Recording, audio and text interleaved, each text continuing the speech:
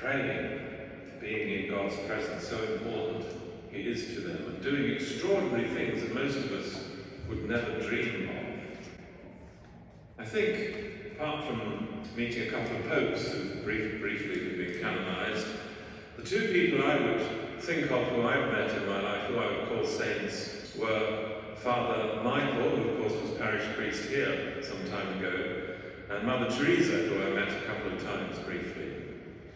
And one of the signs, I think, that you've met a saint, at least from my own experience, is that after a few minutes in their presence, you feel extraordinarily joyful. There's something about them that is just so attractive. You feel a peace, a joy, a love, a warmth that you know is somehow coming from them. It's almost as if it's being projected into your own heart. On the other hand, it has to be said that saints are not always very easy to live with. Father Michael had many wonderful qualities and did extraordinary things. I remember once walking around Oxford with him when he was about to build a new chaplaincy, which was needed, and I said to him, with all the innocence of a student, "How much is it going to cost?" And he named a figure, I can't remember what it was, several hundred thousand pounds. In those days it was a lot of money. I remember saying, "How on earth are you ever going to raise that amount of money?" I can still remember he kind of gave a little chuckle. Oh, that's not my problem, it's God's problem. Well, we might all think that, but you could tell that he really believed it. On the other hand, I remember once being at breakfast with him and a group of students during the summer holiday, and he almost viciously attacked one of them for being so stuck up and proud and living in his head and out of touch with people. It was quite uncomfortable. Mother Teresa herself at times was also apparently very difficult to live with. But when she went to the United Nations and they said to her, "You be careful what you say," she said, "I'm going to say whatever I fancy saying." And she preached against abortion to them, which you can imagine didn't go down very well at all.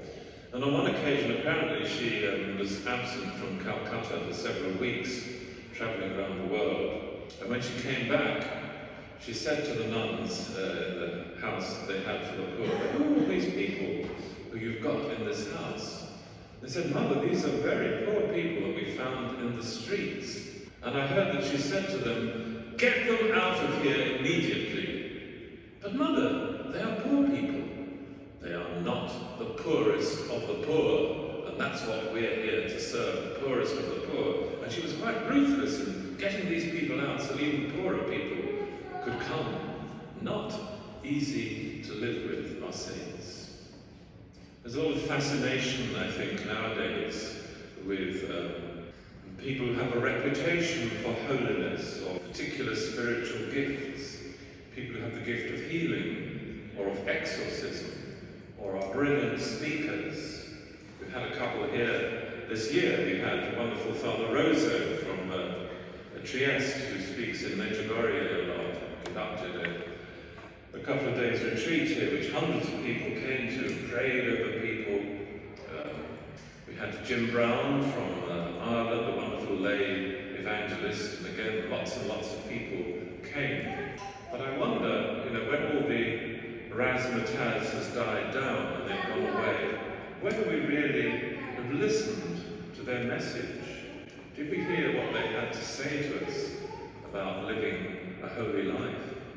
Because the whole point, surely, of that Jesus makes when he says, if you give a holy person a cup of water or look after them, you'll have their reward, is that somehow to come into contact with such people isn't just to feel good and to feel the happiness and joy that they bring, but it's also somehow to be drawn, one might say, almost into their wake, into their orbit, to somehow feel drawn by them into a desire to live close to God as they do, to become holy ourselves. Ooh, there's a message from someone. God is speaking to us. Do you want to take the call? See what he's saying? Oh, he's obviously giving the message. So we have to allow ourselves, as it were, not just to sort of admire these people from afar, but to listen to what they say. And what they say, as I said, isn't always comfortable. It might be the kind of thing that Jesus is saying in the gospel today. If you prefer other people to me, however close they are to you, you're not worthy of it. God has to be preferred to everybody. That's what makes a saint a saint. Take up your cross and follow me, and you will find true life. Be prepared to undergo suffering if necessary, not for its own sake, but for the sake of the love that you have for me, just as Jesus went to the cross, not because he liked to suffer, because he knew it was the way that he could reconcile us to God. So let us call to mind the message of the saints. We have another holy man indeed coming to us in, I think, about 3 weeks' time. You can see the notice in the porch. A wonderful man, Marino Restrepo. I met him myself before, and he has a truly amazing story. He led a completely worldly life, sex, drugs. I was going to say rock and roll, but I'm not sure that he was into rock and roll, but certainly into all sorts of pleasures in South America, became quite rich. And then one day was kidnapped by terrorists and kept in a rat-infested cave for several months, I think. He'll tell you the story himself. And there he met God. God in his graciousness allowed this terrible thing to happen to him, turned him inside out. And he became indeed, he is a prophet, a holy man. His message may not be that comfortable to us. It tells us that the things that we value are perhaps not the most important things in life. One day we will lose them all. Only those who adhere totally to God will keep God forever.